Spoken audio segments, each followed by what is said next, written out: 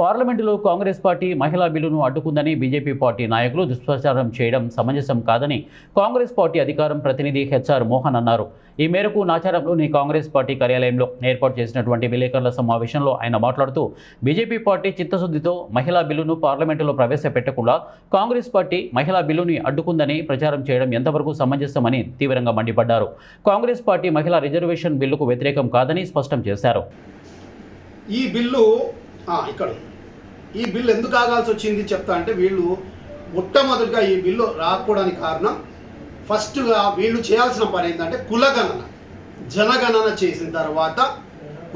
చేసిన తర్వాత డీలిమిటేషన్ చేసిన తర్వాత ఈ బిల్లు ఆమోదంలోకి వస్తుందన్న ఉద్దేశంతో ఇది ఆగింది.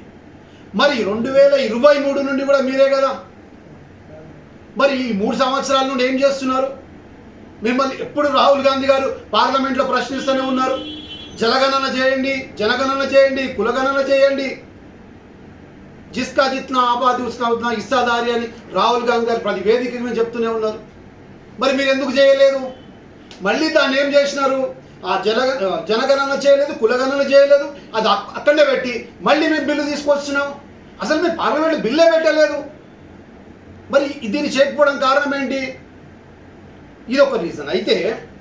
అయితే ఈ బిల్లులో ప్రధానంగా ఇంకోటి కూడా పొందుపరుచున్నది. ఎప్పుడు 2023 బిల్లులో ఇది చూడు, ఇంగ్లీష్లో ఉంటుంది. The 73rd and 74th amendment passed in 1993 which introduced panchayat and municipalities, and the constitution reserved the 1/3 of the seat for women on these bodies.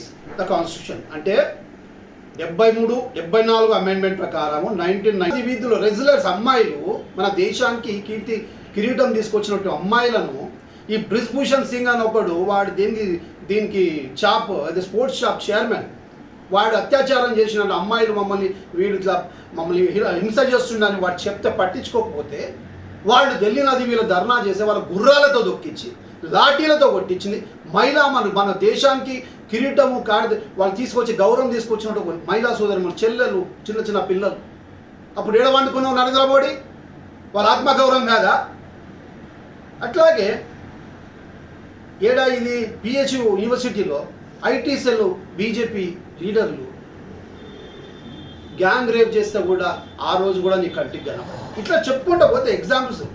Bilkis Doshi, BJP వాడి మీద కూడా మీరు ఫుల్ సపోర్ట్ చేసి వాళ్ళని గడ్డెక్కించినారు. ఇక ఫైనల్గా ఎప్స్టీన్ ఫైల్స్ అనేది చిన్న అమ్మాయిలను, ఆడవారిని, 16-14 ఏళ్ళ అమ్మాయిలను ప్రపంచ దేశం ఆశ్చర్యపోయేదంత, ప్రపంచ దేశం చాలా దురదృష్టకరం భావిస్తుంటే, అందులో మీ సెంట్రల్ మినిస్టర్ అయినటువంటి హర్దీప్ సింగ్ పూరి వాని పేరులో వస్తే అట్లీస్ట్ నువ్వు కట్టేసి కూడా దాని గురించి మాట్లాడక, వాడిని సస్పెండ్ చేయక, వాడిని ఎంబడేసుకుని ఇలా మహిళల గురించి మాట్లాడుతున్నావు. ఏ మహిళల గురించి అత్యాచారంలో మీ